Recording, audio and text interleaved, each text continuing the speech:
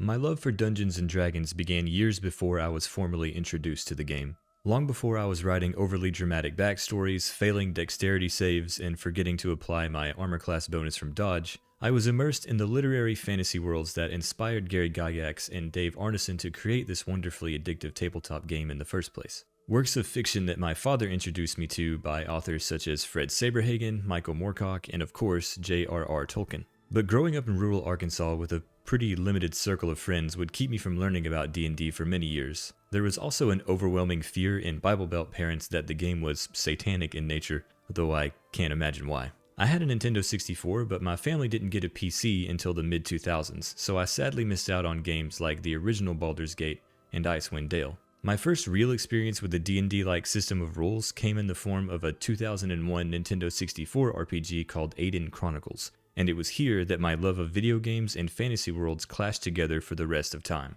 Swords, sorcery, and adventure. The RPG was the genre for me. Since then, I've spent thousands of hours rolling dice and gathering around a table with friends in a fantasy world of our own creation. But I hadn't played many games set in the Forgotten Realms at all. If you're unfamiliar with the Forgotten Realms, it's basically one of several popular pre-made campaign settings that players can choose to adventure in. This one in particular was created by Ed Greenwood back in the 1960s, and he would eventually sell the rights to the Forgotten Realms to TSR, the company who owned Dungeons & Dragons at the time, in 1986. Playing your game in a pre-made setting keeps you from having to create an entire world of your own if that's not your thing. And it also has the added benefit of feeling like a shared experience with other D&D groups across the world. Other popular campaign settings are things like Dark Sun, Ravenloft, and Dragonlance, for a few examples. But Forgotten Realms is far and away the most popular, and it's where the Baldur's Gate games take place.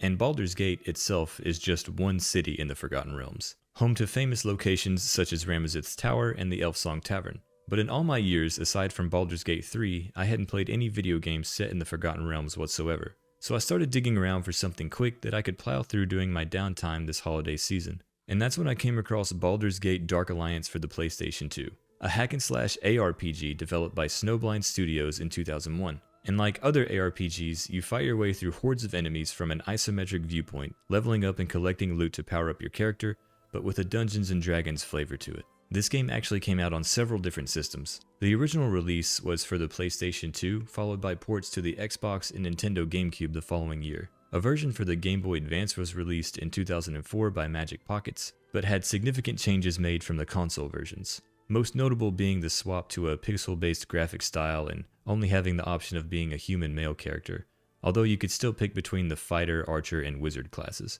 This game is no hidden gem or underrated niche title either. It sold over 1 million copies across all of the systems it released for. So in this case, I'm the one who missed out here. But I'll be focusing on the console that the game originally released on. So with all that being said, my lords and ladies, it is once again my great honor to present to you here today Baldur's Gate Dark Alliance for the PlayStation 2.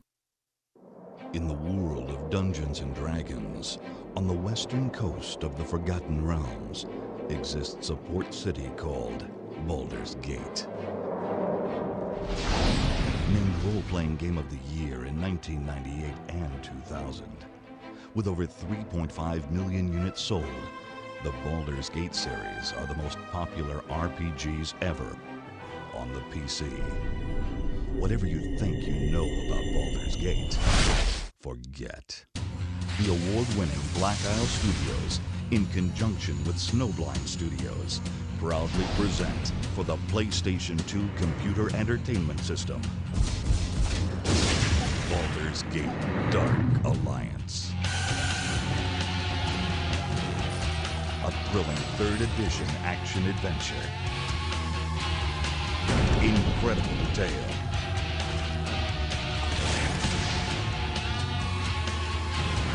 One or two players journey on an epic crusade to defeat the Dark Alliance.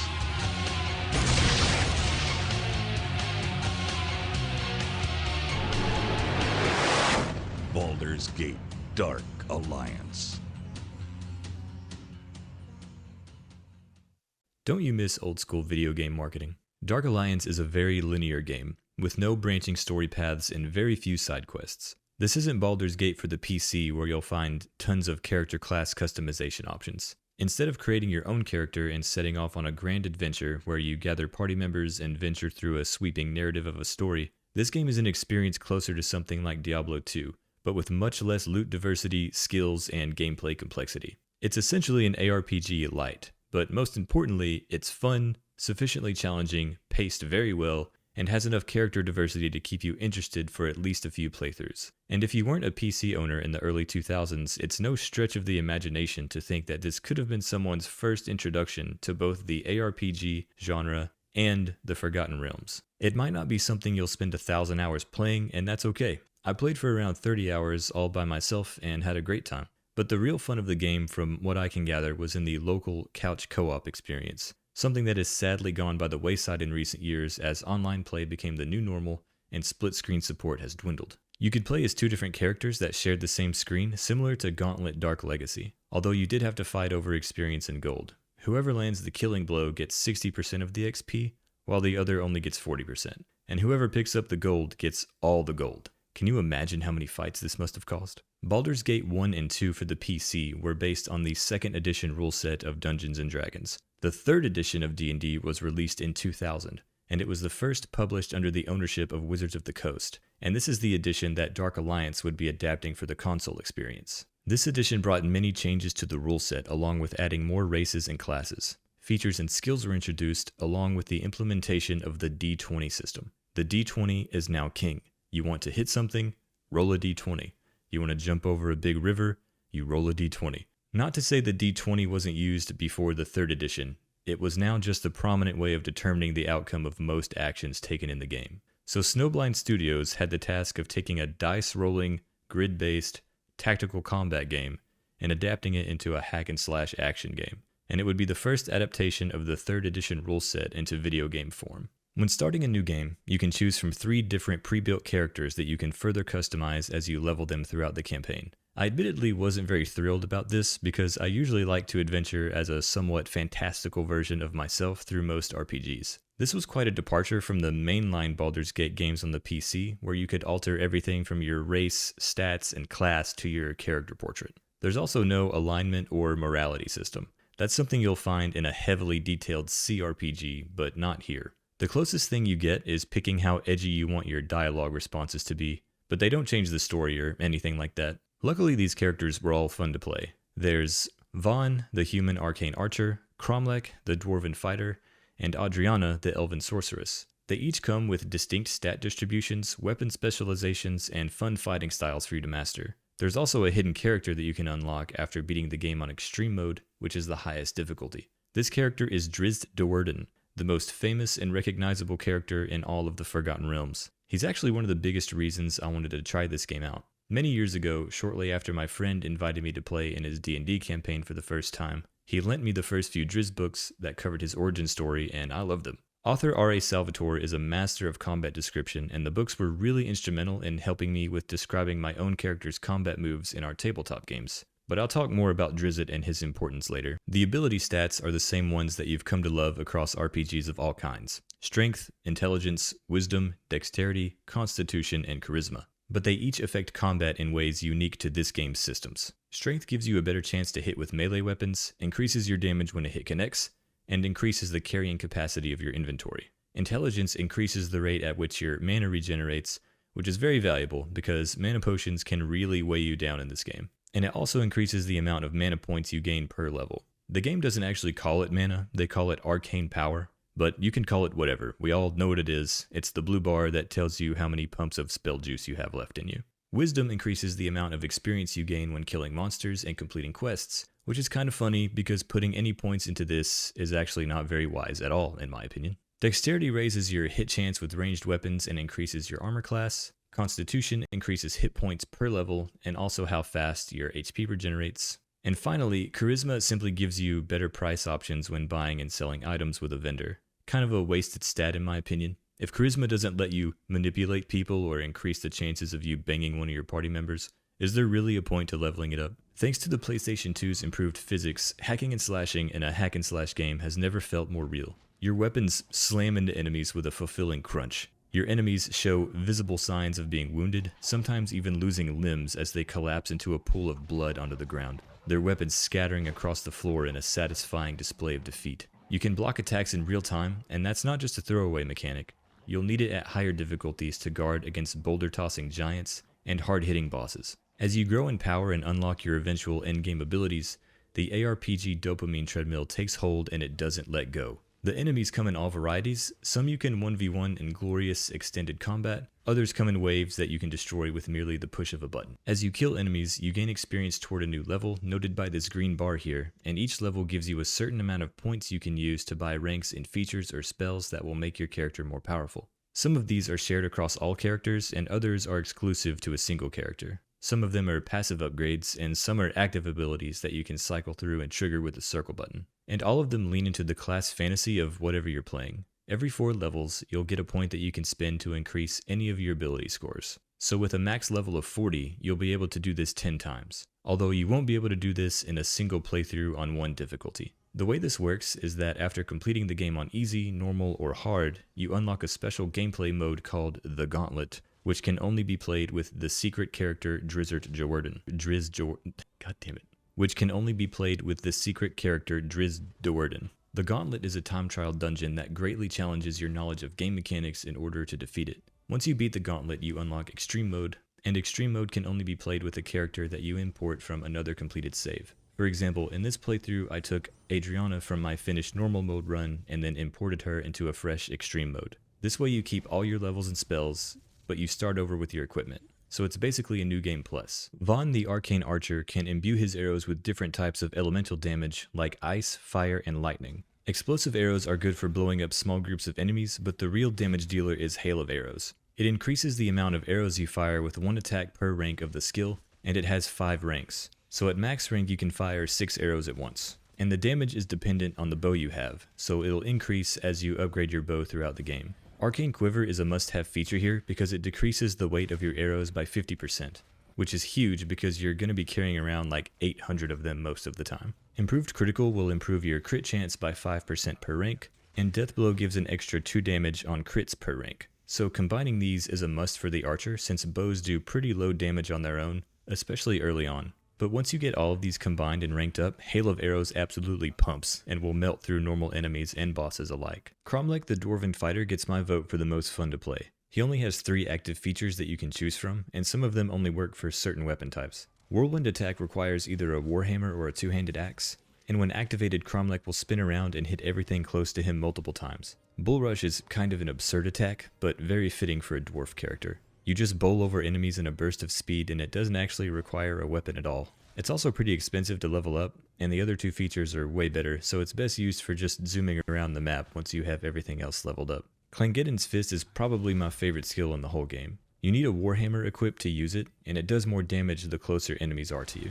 When activated, Cromlech will smash the ground with his hammer after a small delay and damage everything around him. It has a really nice screen shaking effect to sell the force of the blow as well. It also temporarily stuns your enemies, and it's pretty cheap to use resource-wise. But for this playthrough, I went with Adriana the Elven Sorceress. She's actually got quite a few active spells to choose from compared to the other 2 characters. Unfortunately, cycling through them can be a pain because there's no quick and convenient keybinds to be found here. You have to manually scroll through all the spells until you land on the one you want to use. And since there's no respecking at all, it's best to just pick 1 or 2 you want to level up to endgame and stick with those. She has kind of a hard time at the beginning of the game, and I actually found myself using her in melee range much more often than I thought I would. Unfortunately, she can't use 2-handed weapons, but she can use shields. So for about half the game, she was an Amazon of sorts. Not great, but still decently effective. The first spells I leveled up were Magic Missile and Burning Hands. Burning Hands was great for taking down enemies crowded up in hallways or tight spaces like open doors. And I used Magic Missile the most while I was running away from bosses.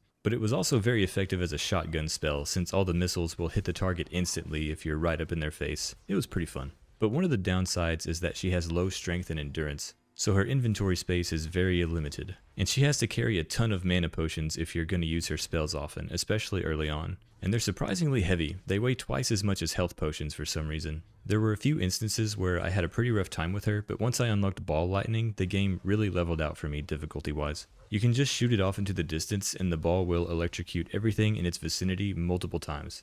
Sometimes enemies you can't even see it. To me it was the most fun spell of hers to use and it made extreme difficulty a breeze. In fact, I spent most of my time in Extreme just running around picking up loot.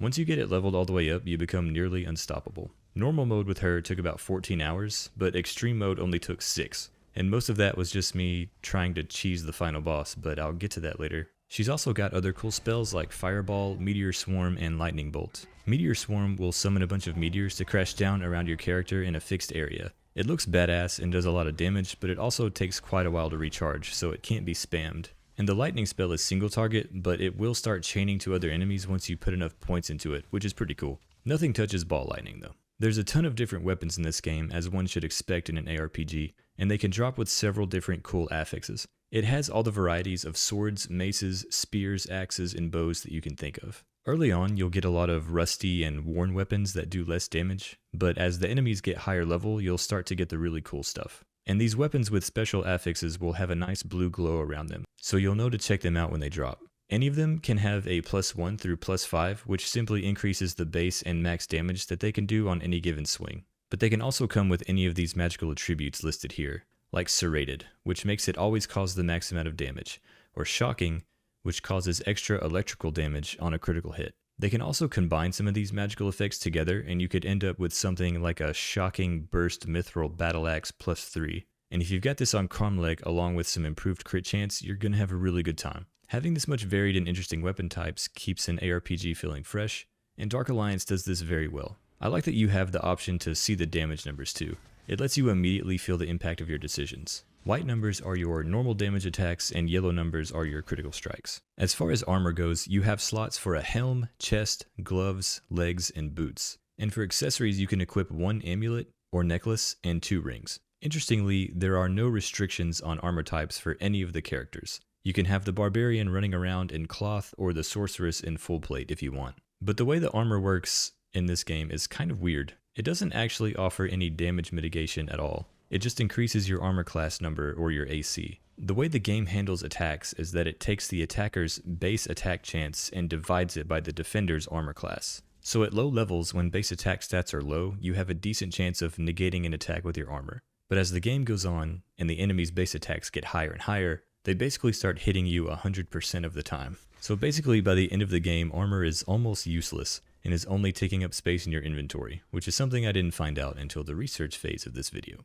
Any armor that drops has a chance to have a +1 to +5 modifier attached to it, with the +5s being the rarest to find. These numbers simply add more armor onto the base value of whatever piece you just found. You can also have the Worn, Elven, and Jeweled modifiers attached. Worn decreases the AC and sale price by half, Elven decreases the weight of the armor by half, which is huge for inventory space, and Jeweled doubles the price of the armor, which is nice, but most of the gold you'll get just comes from defeated enemies and chests. Rings and amulets actually scale crazily high from extreme mode, with the capability to have modifiers all the way up to +15. But with that out of the way, let's get into the campaign. So, canonically, the 3 initial playable characters all arrive at the town of Baldur's Gate seeking adventure at the same time. But in actual gameplay, it's just your character alone seen coming through the gate in the dead of night. Adriana, my poor Victoria's Secret model of a sorceress, is almost immediately assaulted by members of the local Thieves Guild. Luckily, they're stopped from doing too much harm by the city guard, but not before they make off with all of my gold. Damnable thieves. They grow bolder with each passing day. This game is not without its prolific voice acting talent. This guard on the left here is Jim Cummings, most famous for his roles as Winnie the Pooh and Tigger, also Lord Walker Cho if you're into World of Warcraft. Once you're awake, the guards advise you to seek shelter in the Elf Song Tavern. Take a moment to enjoy the introduction here. Drawn by a haunting voice, you come to the Elf Song Tavern. It is a small place, filled with a motley assortment of patrons and grisly trophies. There, the haunting voice is all around you, and the patrons are silent as the song washes over them. One by one, they all seemed lost in its call.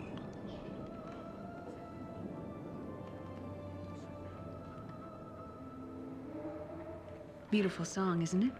I've heard her sing 100 times, and each time it still moves me. It's the spirit of an elven woman. She haunts this tavern, singing once every couple of nights. No one truly knows. Her spirit was here when I first bought this tavern. Some say she sings for a lost love. a soldier who died defending Baldur's Gate.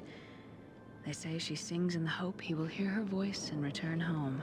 Still, that's nothing but hearsay and tales. Welcome to the Elfsong Tavern. What can I get you? Meet the mesmerizing half-elf Lady Aelith Elendara. She tells you some lore about the tavern and also serves as a nice demonstration of the PS2's improved physics engine. That's right, no more triangles, boys. This is the new millennium. The music that's playing is titled Ghost of the Tavern by Jeremy Sewell, someone you might recognize from his work on the Elder Scrolls games. The Elfsong Tavern is also a location you'll find in Baldur's Gate 3, but sadly Elendara is nowhere to be seen. However, her son, Alan Aelith, can be found running the tavern these days. Pretty cool little detail there. Elendara is voiced by the talented Jennifer Hale. She voiced Commander Shepard in Mass Effect and Ash in Overwatch, but you probably recognize her from her inarguably most famous role as Mallory McMallard from the Mighty Ducks animated TV series. If you haven't seen it, track it down. Seeing the elf song here made me curious about the origins of this inn, so I searched deeply through the ancient texts. And the first mention of the elf song that I could find was in 1990's Forgotten Realms Adventures module by Ed Greenwood and Jeff Grubb. It's simply listed as an adventurer's drinking place and hiring house, but this is greatly expanded upon in 1994's Volo's Guide to the Sword Coast, also written by Ed Greenwood. Yes, that Volo. Here there's a full 2 pages detailing everything about the tavern. It even mentions the miniature stuffed beholder and the ghostly elven singing voice. By the way, Ed Greenwood has a freaking awesome YouTube channel, and you should check it out. I'll link it in the description. That's a stuffed beholder. A small version of the species, I'm told. Not that I've seen many of them. One of my regulars, Ethon, found it in the cellar. For the uninitiated, this is a beholder, and they are often total party killers if your group goes into them unprepared. They are highly intelligent aberrations that can cast deadly spells from each of their eyeballs, and can also just eat you if they want. Do not engage one of these without having at least 3 bards to sacrifice. I was really impressed with the way Elendara was animated along with her voice lines here, and this goes for all the characters in the game who speak to you. She actually motions over to the stuffed beholder on the wall and holds her hand up to her face when she's thinking about something, and the whole game is like this. It really stood out in a time where there was typically one looping animation for talking NPCs. Apparently there's a war going on in the city between 2 rival thieves guilds, and the men who knocked you out are members of the new guild, whose hideout is probably down in the sewers beneath the city. Elendara asks you to clear out some rats for her in the cellar in exchange for sewer access, which is a fair trade in any RPG. But first we have to talk to Ethon to get the key to the cellar. Not Ethan, Ethon. This got a chuckle out of me because there's a running gag in D&D with these types of names. The Dungeon Master often has to make up ridiculous names on the spot when their players ask for the backstory of the village butcher for some reason. There's another character you'll meet soon named Jarek, not Derek. And there's a character in the most recent D&D movie named Jarnathan, not Jonathan. It's just a dumb, fun joke that I love. You can tell Ethon you're just going after the rats, but he sees right through you. He knows you're also out for some good old-fashioned revenge. Talk to him enough, and eventually he'll give you the key to the cellar, as well as a rusty dagger, because, you know, it's dangerous to go alone and all that. Before you go rat hunting, you can talk to Nebbish over here in the corner to pick up the game's first side quest. There aren't many side quests in the game, and they really don't reward a whole lot, but XP is XP. Nebbish has been cut off from the bar by Elendara, and he wants you to find him a nice bottle of wine while you're down in the cellar, if it isn't too much trouble. The view in this game is always locked from an isometric vantage point, but you can rotate the camera around to suit your needs. Your map is in the top right, and you can press L1 to toggle through different variances or just get rid of it altogether. R1 is your block button. Here at the top left are your health, experience, and magic bars. L2 lets you drink a rejuvenation potion to refill your mana, and R2 triggers your health potions. X is your attack, circle activates your active feature or spell, square is your special action and talk button, up and down on the directional pad toggles through your active spells and features, and left and right toggles between your equipped melee and ranged weapons. But the button I ended up using the most was actually triangle, which is the jump button. For some reason, whenever you jump, you move at like 1.5 times your base speed, so it's faster and more optimal to jump around the map if you're exploring or trying to escape from enemies. So if you're wondering why I'm always jumping throughout the game footage, that's why. Fans of Zelda will love this game because there's plenty of pots, barrels, and containers full of other people's belongings for you to smash open and steal. The animations and sound effects of destroying these is a reward unto itself. And you should look through as much as you can, because you can get tons of potions this way. But be careful because some of the barrels can explode and they hurt really bad. If you're strategically savvy enough, you can use these to blow up enemies instead. Another type of potion that I didn't mention is the recall potion, which will port you back to the hub area so you can buy things or sell off stuff that you don't need, which you'll be doing a lot early on. And you can hit recall again from the pause menu and just port right back to where you were, which is a nice little quality of life feature that keeps you from having to constantly backtrack. The rats aren't too tough here, and my dagger is actually more effective than my low-level Burning Hands spell.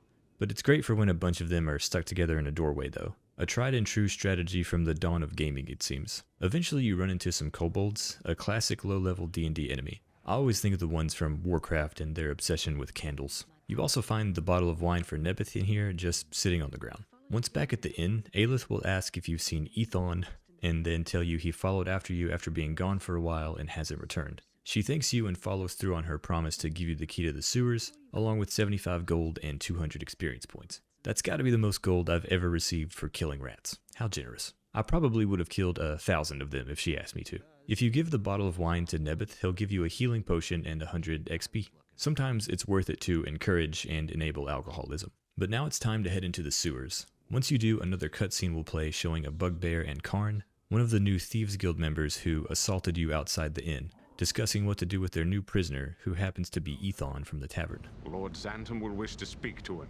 and he'll need to be in the best of health. Did you receive the package from Lord Xantum? I did, and I have it with me. And you know where it is bound?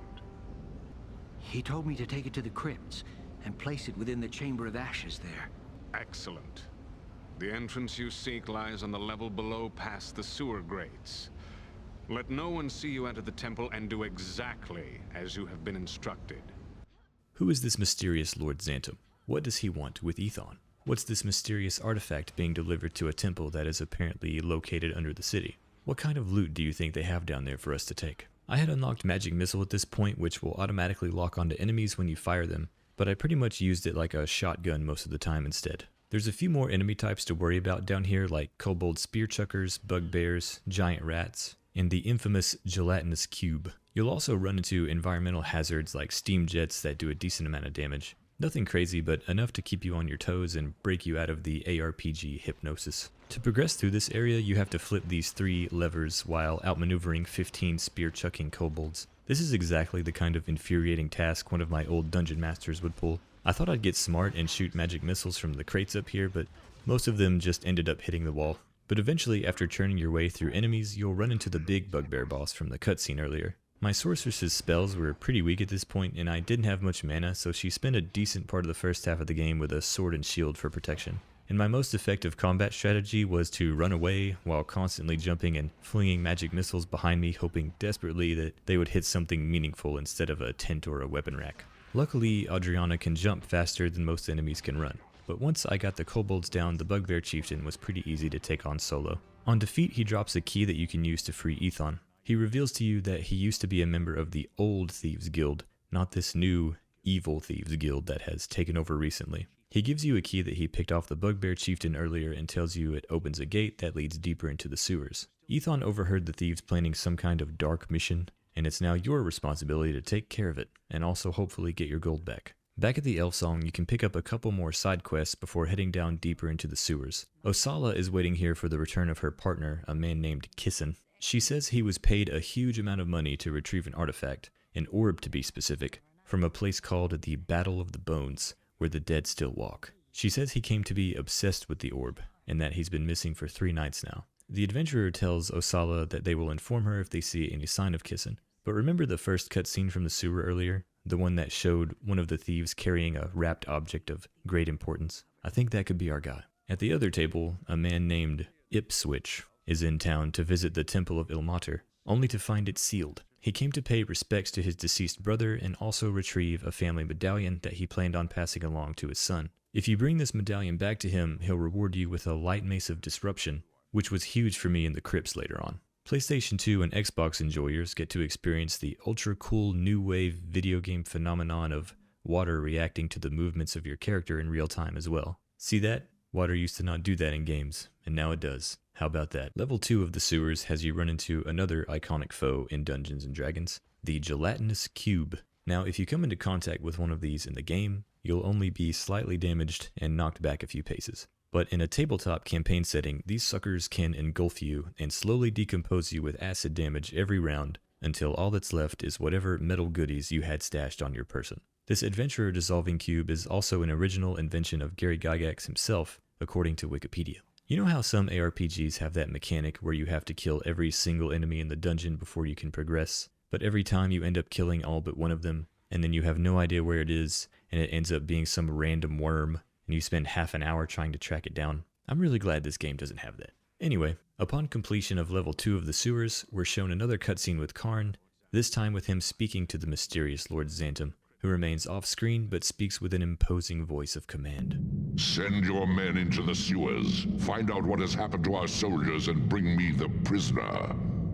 Do not fail me in this, Khan. Yes, my lord. But should I recall the man I sent to the temple? No. If he places the orb as instructed, he will not be coming back. Tell your men to avoid the temple grounds. To enter it now is certain death.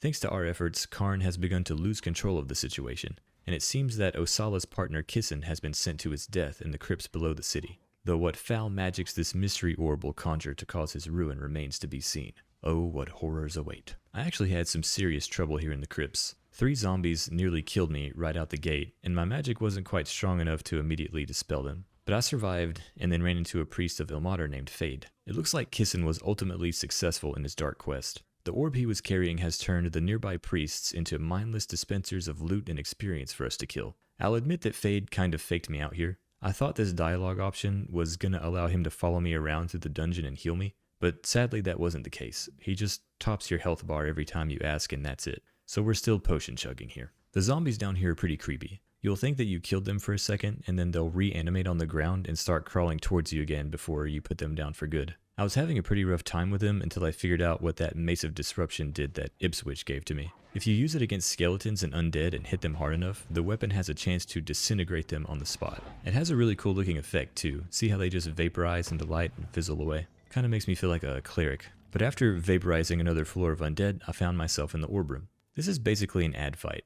You sit here and whack the orb until it floats up and becomes untargetable. Then it summons an army of undead that you have to clear out before you can hit the orb again, and each round it summons more and more undead. There was no way I could stand toe-to-toe with all of these, so this is where my elite jumping skills came into play once again. I just jumped away until they were all clustered together, and then hosed them down with flame hands. On a side note, I really like how this spell lights everything up down here. Looks cool. After winning, you're shown the grisly corpse of Kissen, his face contorted in a grotesque mask of pain. Shortly after, Fade shows up again and tells you he's got the priests of Ilmater investigating the situation, and that he'll send a messenger to you if they find any information.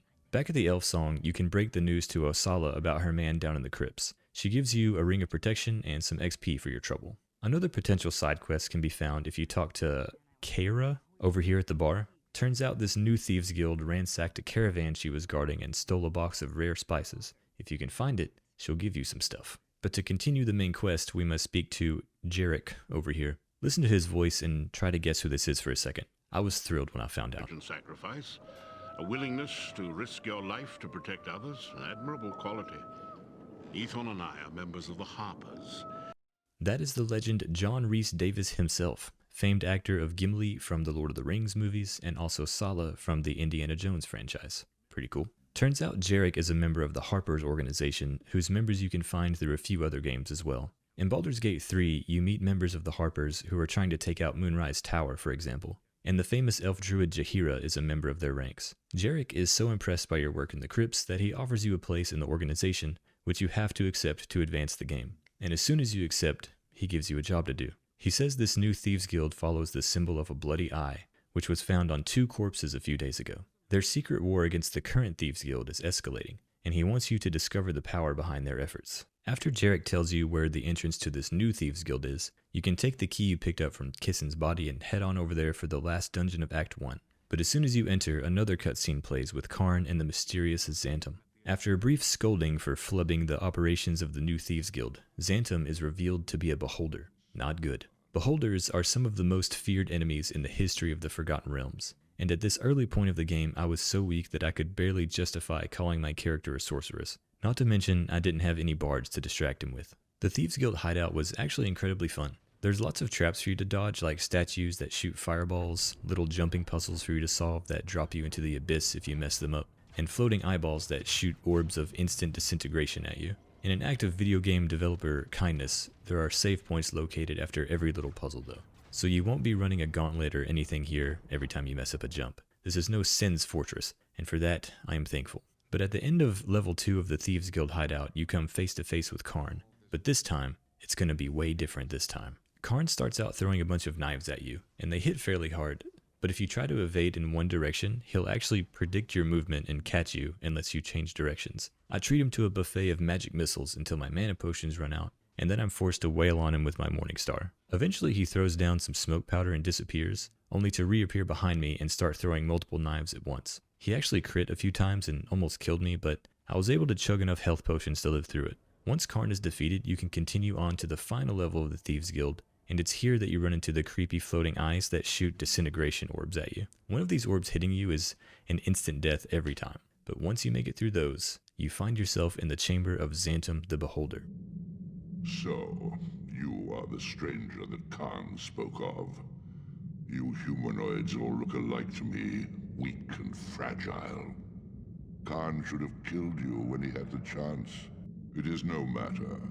There are always others like him, small-minded and foolish, eager to take his place. You humanoids were born to be our slaves. And you will answer for those deaths. Do you think that your efforts here have saved this city? You're wrong. Our power extends far beyond these city's streets. You cannot hope to stop us all. It is you who will die, and your death will be a slow one. The fight with Xantum is pretty intense. Not only is he the most visually imposing enemy you've fought so far, but his constant barrage of magical attacks leaves little room for any mistakes. He's got it all. Waves of fire that you must dodge on the ground, magic missiles that automatically target you, and my favorite spell in the game, Ball Lightning, which he throws out multiple of at a time. However, his bite is both not very accurate and easily dodgeable if you time it right and jump to the side. Notice that as his health gets lower, parts of his body start to rip apart and bleed. The eyes of his tentacles burst open, and eventually great tears in his flesh start to appear the more you beat him down. He'll even start dripping blood onto the floor. This is pretty awesome visual feedback over the damage you've inflicted, and I'm convinced they could have left the boss's health bars out of this game completely if they wanted to, like Monster Hunter or something like that. After Xantum goes down, Jarek, the Harper, appears to congratulate you on your victory as well as thanking you for saving Baldur's Gate. But what was Xantum's plan in the first place? What was the point of raising up a second Thieves Guild and getting all the rats riled up? Oh hey, there's a map of his evil plans right over here actually. See these evil looking red lines connecting Baldur's Gate to the Sunset Mountains and the Marsh of Chilimber? Highly suspicious. Kinda makes you wonder if the forces of evil in these areas have formed some kind of Dark Alliance. And it turns out there's a teleportation portal in this very room that leads to the Sunset Mountains. And guess whose responsibility it is now to go through this portal and investigate further? That's right, you're a member of the Harpers now. And to think a few hours ago you just wanted to exact some vengeance on a few petty thieves and get your gold back. But that's how D&D adventures go, isn't it? You start off killing rats for the pretty bartender and now you're swept up in the wave of destiny. Now if this was a real tabletop campaign I was running with a group of friends, I would play this totally differently. Like if I was playing Renoris, my old ranger from like a decade ago, the first thing I would do is head straight back to the Elfsong Tavern to celebrate with the boys and get shit-hammered drunk. We just killed the Beholder. That feat alone would be enough to make you local legends. But with great power comes great responsibility to resolve plot threads, and I'm sure all the other Harpers out there are very busy with evil stuff happening elsewhere. Taking the portal officially starts Act 2, which means any incomplete side quests from Act 1 are no longer doable. And I'm not joking, but these mountains before reaching the next hub area were the hardest part of the game for me on any difficulty. The area is filled with gnolls, yetis, and ogres that throw boulders at you, which seems manageable until you have 7 of them doing it at once. I didn't bring nearly enough health potions along, so things got pretty dicey a few times, but it was an important part of the game because this is where I learned the importance of blocking attacks, a skill that's necessary for victory against some of the later game bosses and vital to completing the Gauntlet game mode with Drizzt because you only have a limited amount of health potions available. Luckily for me, the mountain path was narrow enough for me to take on most enemies one at a time though. But at first I played way too recklessly and ended up running out of health potions, which is a huge problem because at this point you can't recall back to a safe hub yet to get more. But eventually I gritted my way to the end and made it to the home point of Act 2, the Dwarven Mining Camp. Torgir is who you speak with to start the next set of main story quests. He's the dwarf in charge here, and a member of the Brungor clan. One of the playable characters, Cromlech, is also a member of this clan from the town of Easterling. If you read the game manual, it'll tell you that he's the youngest of the clan.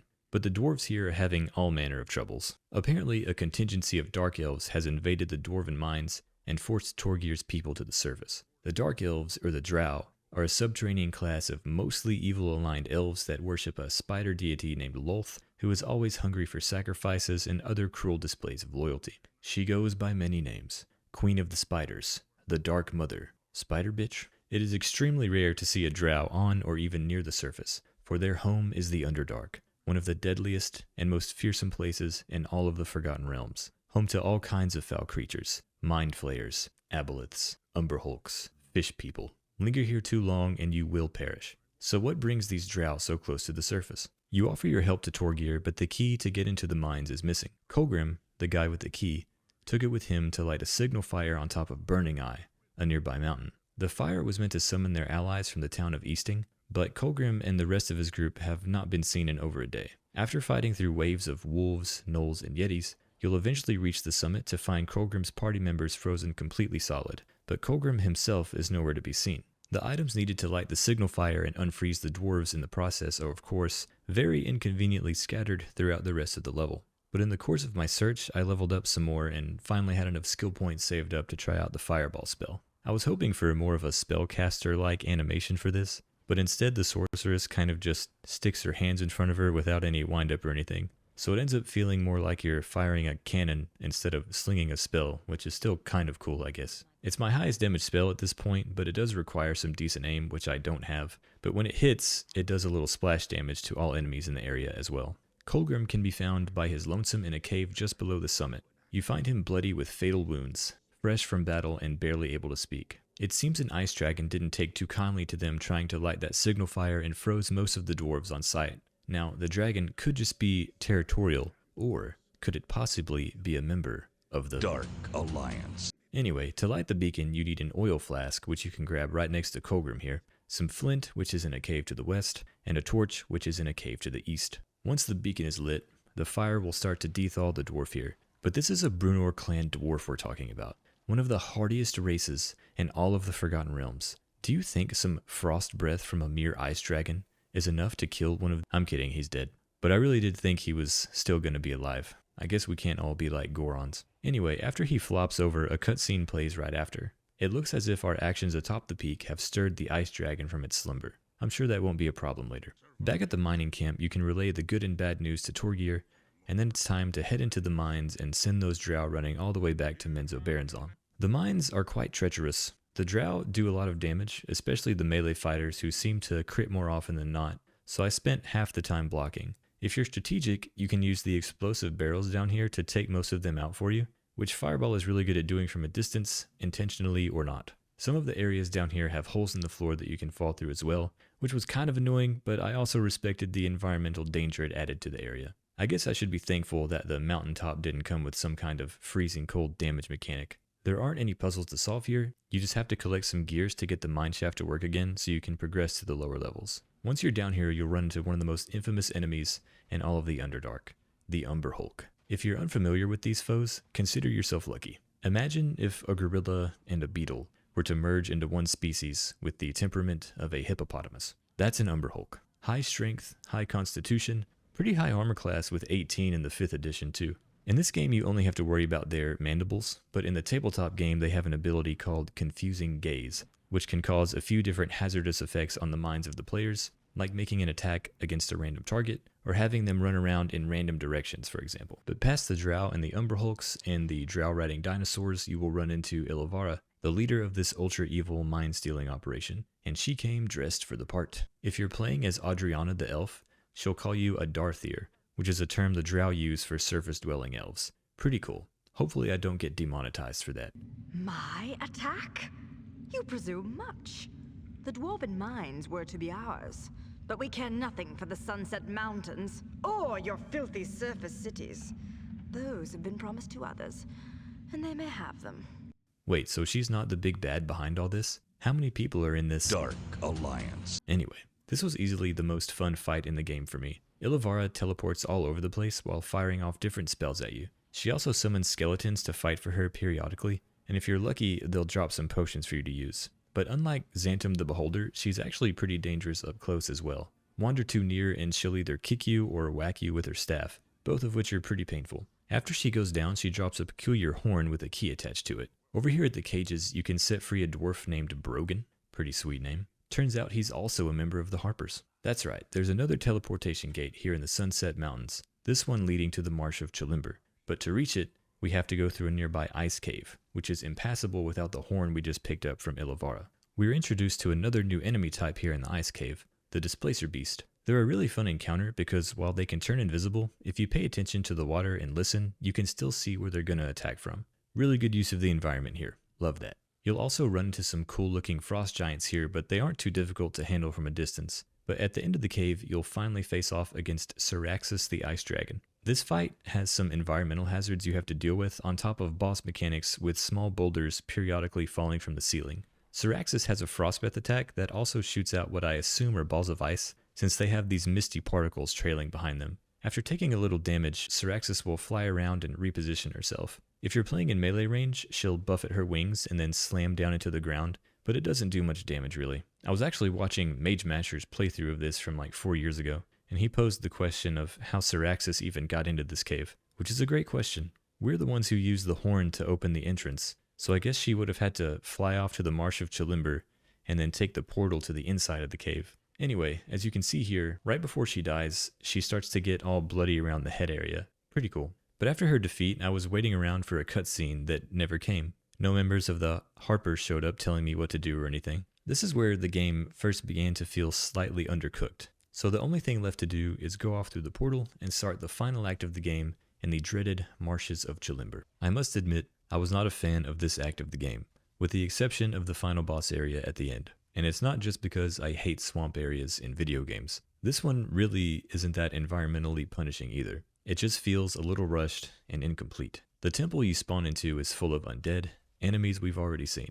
The next area is basically just a long tunnel, though there are new enemy types with the lizard men here, but it just feels kind of empty. There's only one friendly NPC to interact with here for 90% of the act, and the area after this is just an immense expanse of marsh. Also no more side quests. But I guess if their goal was to make you feel bogged down and hopelessly lost near the end of your journey, then they succeeded. At least there isn't a Miyazaki-esque Dark Souls poison mechanic. This is the point where I really would have liked having a co-op partner with me. D&D at its core is about the adventuring party and all the fun challenges and interactions that come with that, and it was sorely missed here. Anyway, Slavis here is the only NPC you'll interact with for quite some time. He's actually animated very well in accordance with his dialogue, probably the best in the game. He'll tell you all you want to know about his people, the marsh, and a strange temple called the Onyx Tower that suddenly appeared in the marshes. He tells you of the powerful female in control of the tower. Within the tower is a spider of doors, bones, death.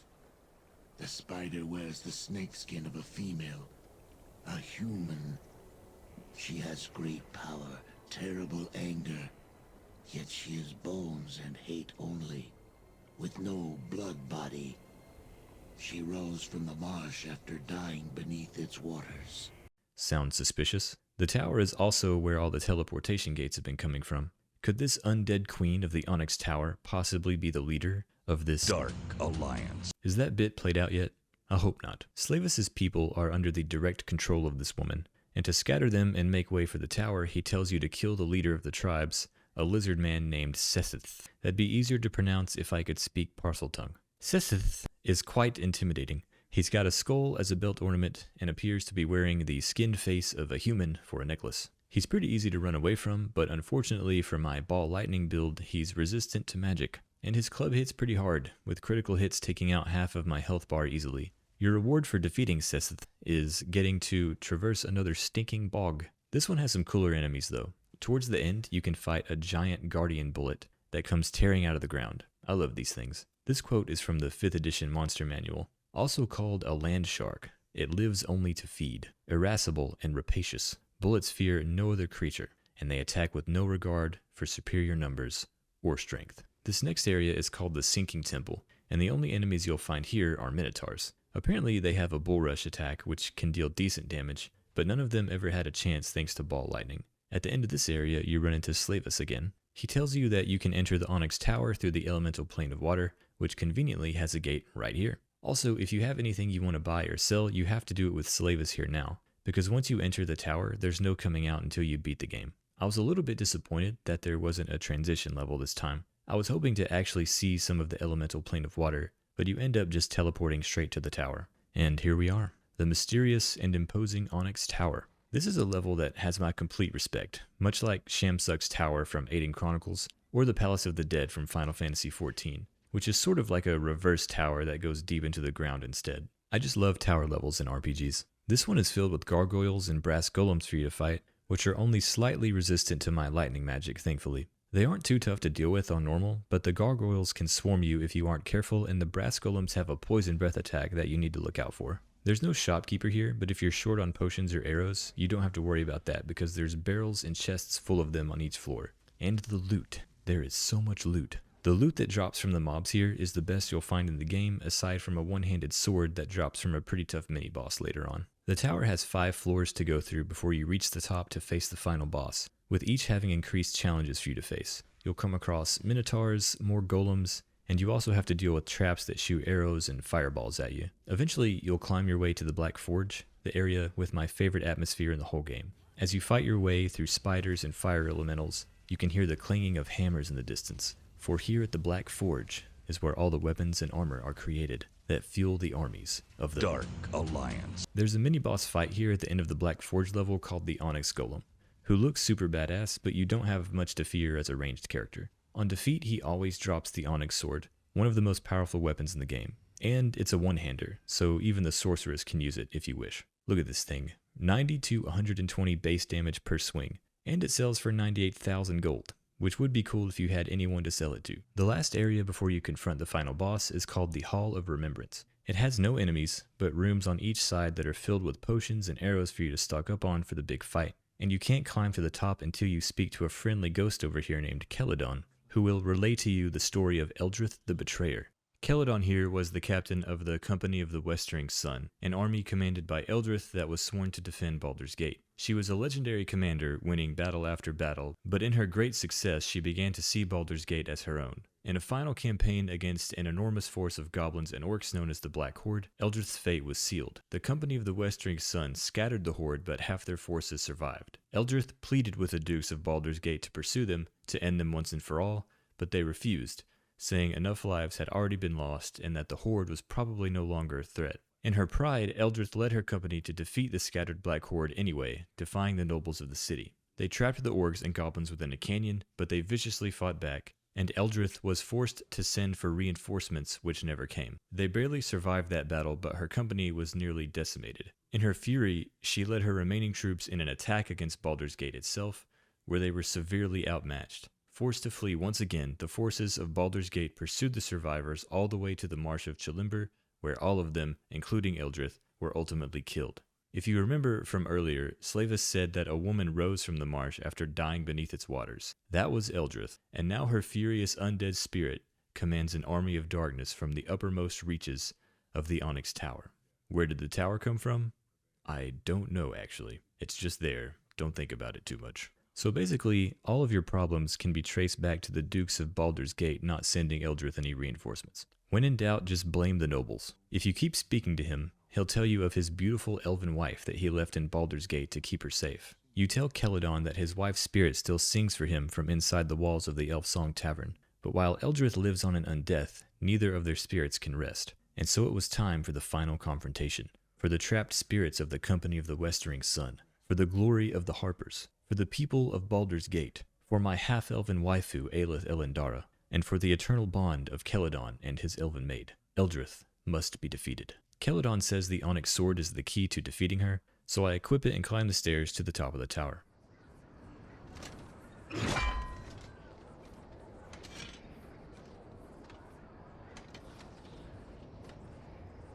So, the dogs of Baldur's Gate once again hound me, and all the way to my sanctuary this time, though it lies a horizon's distance from their walls. Can it be they fear me that much? They have that much wisdom, at least. Then you shall die. I command this tower. I command all within it. All your small victories, all the damage you caused, can be undone. Know that as long as I stand, the war against Baldur's Gate shall continue, and I shall be victorious. You may hold the field, dog, but the day is mine. Now, let us end this. First of all, Eldrith is immune to lightning damage, so my most powerful spell is completely useless. But the Onyx Sword does more than enough damage to make up for that on normal, even without a strength build. If you're at a distance, she'll throw her sword at you, which acts as a boomerang to her for some reason. I choose to believe it has some kind of recall magic enchanted on it. I had a spear like that once on one of my characters back in the day, except I could also teleport to its location 3 times a day. So what I would do is throw it up in the air, teleport to it, and then come crashing down on my opponent like a dragoon from Final Fantasy. That guy was awesome. Anyway, you can block her sword when she throws it. Up close, she'll wail on you and she hits pretty hard, and as the battle goes on, she'll slowly power up and grow in size, making her attacks even stronger. In her final phase, she'll throw her sword into the air, and about 7 more of them will come down from the sky in random places, so you'll have to try and dodge those. But keep chugging health potions, and she'll eventually go down. And so it has come to pass that I shall die twice. And this second time shall be the last. The tower will not hold. You must leave this place. I ask your forgiveness. I let anger cloud my vision. I harmed those who had sworn to serve me. In all these things, great harm has been done. Let Baldur's Gate have its peace. I shall not rise again to challenge it, though it will doubtless need others such as you to defend it from others that wish it harm. Now, leave me to die. This tower shall be my tomb. In the flash of the portal's light, Eldrith's tower was no more. Lightning rained upon the tower, and flames as if from within.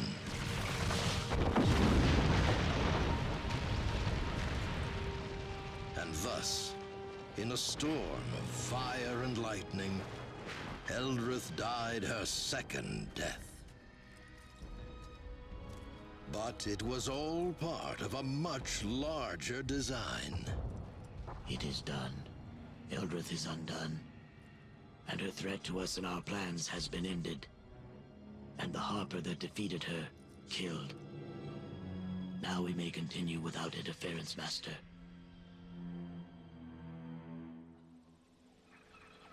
Where did the portal lead? It led to a far distant land, far from Baldur's Gate, far from the Sunset Mountains, far from the Marsh of Chalimber, and far from safety. But that is a tale for another time. Never trust a lizard man. Who is this mystery master? Don't sweat the cliffhanger ending though. They made another game like 3 years later. The credits also play a pretty dope-ass synthwave remix of the Elf Song Tavern theme, which is one of the most 2001 things I've ever heard. After beating the game once, you unlock a special mode called the Gauntlet, and this is where you'll get to play as the famous Drizzt Do'Urden for the first time. You can only play the Gauntlet as Drizzt and not the other characters. You have 15 minutes to make it to the end of the dungeon alive. You'll face a diverse cast of enemies, and you only have access to a limited amount of potions. And Drizzt himself only has a limited amount of spells, none of which are unique to him. Ataluk's Icy Sphere is from the Sorceress skill set. It fires an icy ball that does decent splash damage and can sometimes freeze enemies. And Repulsion from the Arcane Archer skill set, which just pushes back enemies from you in a circle, and the closer they are to you, the more damage it does. Each room has a few treasure chests you can loot from, but every so often one of them will explode and kill you instantly. It took me several tries to complete the Gauntlet, which I eventually did with a few seconds to spare. Once you beat the Gauntlet, you unlock Extreme Mode. And how this works is that you have to import a character from another completed save file. They'll keep all their levels and gained abilities, but not any of the gear you've collected. Which sounds like it sucks, but you end up replacing it pretty quickly because the loot in extreme mode is so much better. So I imported my sorceress into a new file and prepared myself for a test of fortitude such as I have never experienced. But the reality is that ball lightning was so overpowered that I mowed through the first 2.5 acts of the game with very little resistance. And honestly, it was fun as hell. I love games that have a new game plus, and that's what it felt like. I got my revenge on the zombies in the crypt for making my early game hell in normal mode. No more jumping around for 15 minutes. Just to compare, normal mode took me about 14 hours of real gameplay, and extreme only took 6. And a lot of that was spent trying to cheese Eldrith at the end because she's immune to lightning magic. I tried to fight her legit and it wasn't happening. Her sword was taking out 75% of my health every time I missed a block. But there is a little trick you can do. The fireball spell will push her back a little bit each time it hits her, so I just pelted her with fireballs until she was behind the pillars of the portal here. And if you push her far enough back, then she can't throw the sword at you. Then I swapped to Melf's acid arrow so I wouldn't run out of mana. By phase 3, you still have to dodge the electric swords raining down from the sky, so it requires a little more concentration. Am I ashamed? Absolutely not. A W is a W. But once you beat the game on extreme, you can finally play the game as the legendary drow elf Drizzt Do'Urden. What you have to do is start a new file on extreme, then import his character data from a completed run of the gauntlet, so make sure you keep that safe. So why is Drizzt such a big deal? Well, in 1988, Drizzt made his first appearance in R.A. Salvatore's first published novel, The Crystal Shard. It was only the second novel published in the Forgotten Realms campaign setting, and this being late 1988, this was still during the first edition era of D&D. R.A. Salvatore was contracted by TSR, which was the publishing company for D&D at the time, to write novels set in the Icewind Dale region of Faerun in the Forgotten Realms. And he would be responsible for making up a lot of the lore there because the world was still being worked on and fleshed out and all that. So the legend goes that he had a plan for a story centered around a young barbarian named Wulfgar, but the manager of TSR's book department told him he needed a sidekick character for Wulfgar to add to the book. So she calls him on the way to a marketing meeting and is like, "Hey, so who is this new side character going to be?" He said he needed time to think about it. She said there was no time because she was going into this meeting. And he just randomly says he's got an idea for a dark elf character named Drizzt Do'Urden that he just made up on the spot off the top of his head. Now I said legend because like most legends, there's probably some variance in what actually happened that we'll never know. But that's how the story was relayed to be by my friend Greg over 15 years ago. And that's also what I found online. You can look it up if you want. That's what the man said happened. The man being R.A. Salvatore, not Greg. So that's how Drizzt makes his way into the book, and after it's published, he becomes very popular. One of the reasons he stood out so much, other than his cool looks, combat prowess, and good-hearted heroic nature, was the fact that he was a drow. And his good-hearted nature and sense of justice was completely antithetical to how the drow were portrayed in the game booklets. You see, back then, the drow were simply monsters. Literally monsters, like they were in the official monster manual for the game. The idea of a drow having any sense of humanity relative to other player characters was absurd. And even if someone out there in the world thought, "Hey, I want to make a dark elf," good luck finding a dungeon master that would let that fly, because a drow player character would just be hated, or at the very least regarded with extremely high suspicion, if not utter disbelief, everywhere they went. They were subterranean legends that most people didn't even believe in. And in the Crystal Shard, Drizzt was no different. He was a classic stranger in a strange land, and he had to earn his trust with the other characters. Salvatore would go on to write 2 more books that, together with the Crystal Shard, would become the Icewind Dale trilogy. Following that, due to the rising popularity of Drizzt, a prequel to the Crystal Shard was released titled Homeland in 1990. It was the beginning of yet another trilogy called the Dark Elf Trilogy that detailed everything from the birth of Drizzt in the Underdark drow civilization of Menzoberranzan to his eventual escape from the clutches of their evil society to the surface world of Faerun. And as of now, there are 39 books that have Drizzt Do'Urden as at least one of the main characters. However, things began to look up for the drow when a supplemental rulebook written by Ed Greenwood titled The Drow of the Underdark released in 1991. This was supplemental to the second edition of Advanced D&D as it was called in 1989, which released the year following the publication of the Crystal Shard. The book greatly expands on drow society as a whole, as well as including updated spells and monsters of the Underdark. But I found this section on religion particularly interesting. The book makes mention of a lesser drow goddess named Elistre, the Dark Maiden, who is the goddess of the good drow who wish to return to life in the surface realms, an existence akin to that enjoyed by elves of the woodlands, left behind by the drow long ago. And there's also this last section of drow structures and settlements that reads, "Many details of drow life and daily strife in Menzoberranzan can be found in the novel Homeland by Bob Salvatore. Drizd's musings on drow thought and nature are of special interest to roleplayers seeking to truly bring drow characters to life." Anyway, all of this is just to say that the popularity of Drizzt clearly inspired the possibility of good aligned drow in the world other than him. There is some controversy over how Wizards of the Coast have handled Illustre's lore in recent years, but I don't want to get into that here now, and I've probably rambled about Book Drizzt for too long now anyway. Let's get back to the game. So, how does the legendary Drizzt play in the game? For me, he was extremely underwhelming. To be fair, I had fantasies of him conjuring orbs of darkness and summoning his animal companion Guinevere, a black panther from the astral plane, neither of which happen in this game, which is understandable. His icy sphere does okay damage, but it's his only ranged spell. It's pretty expensive resource-wise, and his spell juice regeneration is really bad. He also can't use bows, so every fight is going to be in melee range. He does, however, have his signature weapons, the scimitars Icing Death and Twinkle. Icing Death is a frost weapon that has a chance to freeze enemies, and once frozen you have a chance to shatter them if you keep attacking.